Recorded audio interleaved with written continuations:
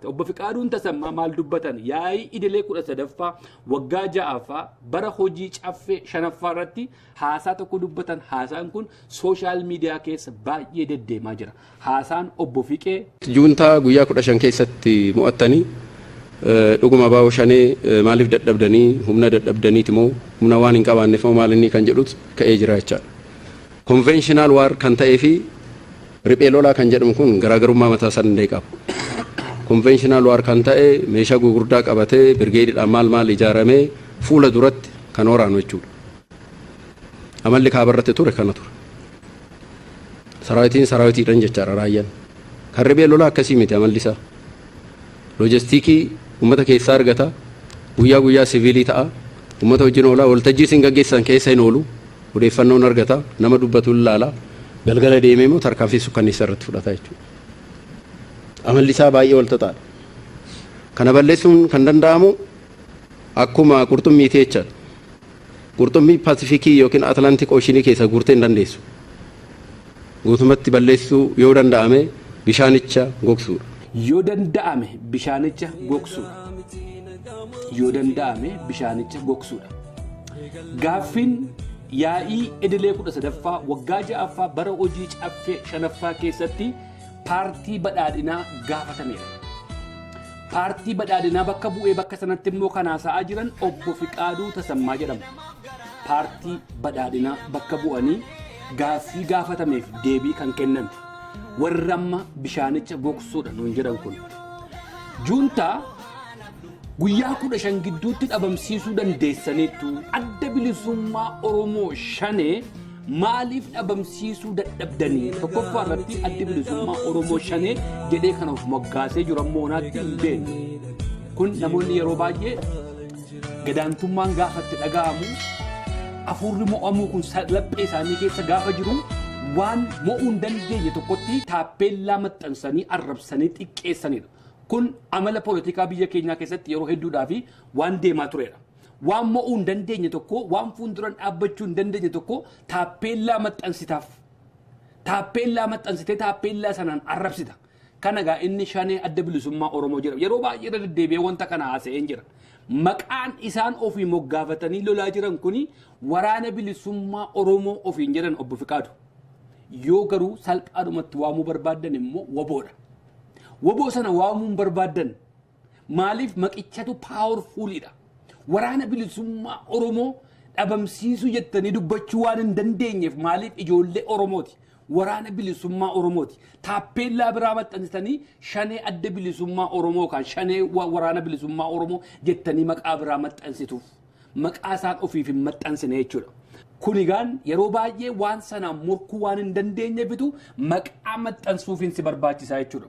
Haa ta'u garuu gaaffiin isin gaafatame kanaafi juntaan conventional war jedhamu. Conventional wariin lola guddaa, birgeedii guddaa, taankiidhaan dhufee si lolaa, si fuuldura dhufee si lolaa. Kanaaf salphaadhaan injifanne addi bilisummaa Oromoo waraanni bilisummaa Oromoo garuu akka kana miti. Ripheen lolaa akka kana miti.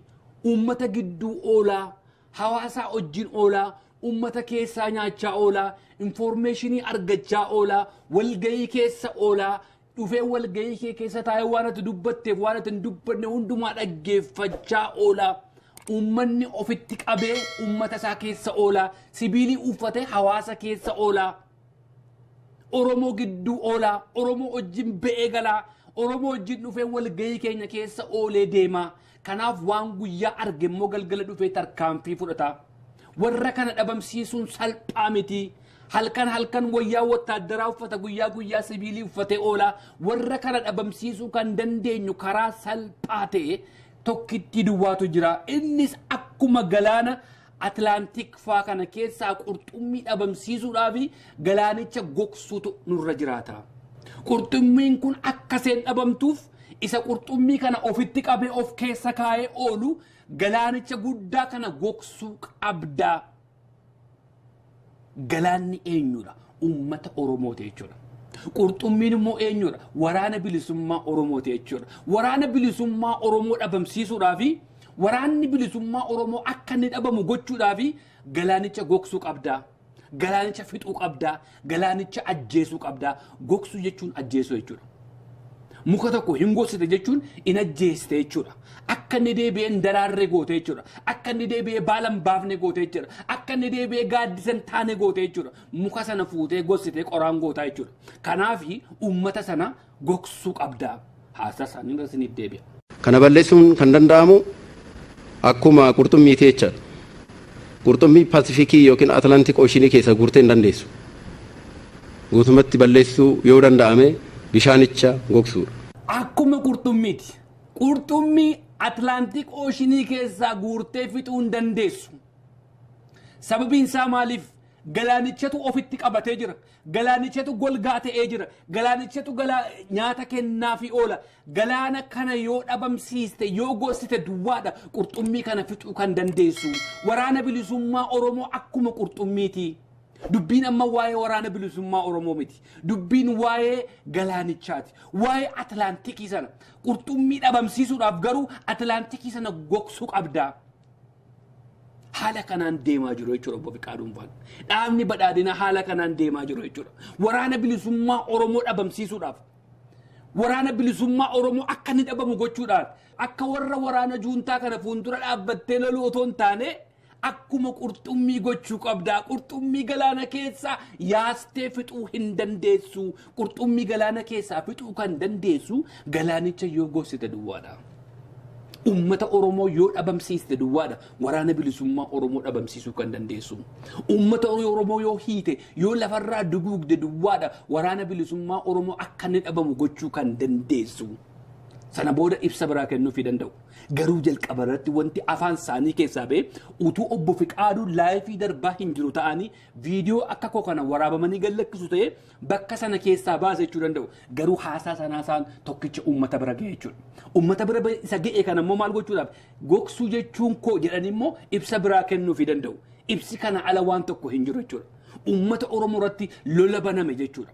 Waraanni bilisummaa Oromoo uummata Oromoo keessa waan ooluu fi uummata Oromoo keessa waan nyaatuu fi uummata Oromoo keessa waan jiraatuu fi golgaansaa da'oosaa uummata Oromoo waan ta'eef waraana bilisummaa Oromoo dhabamsiisuudhaa fi uummata Oromoo dhabamsiisuu qabda. Kun lola akkuma kanaan dura warri isaatii uummata Tigraay irratti labsan jechuudha. Kanaan dura waa'ee TPLFiitiin wal qabate TPLFiin dhabamsiisuudhaa fi jalqaba uummata Tigraayin dhabamsiisuu qabna jedhanii manifeestoo kanaan dura ittiin deemamaa ture har'a uummata Oromoo irratti labsame jechuudha. Viidiyoon kanaan dura warri isaa dubbatan kanoo kana. ወደንም ጠላንም ምርጫው አንድ ብቻ ነው።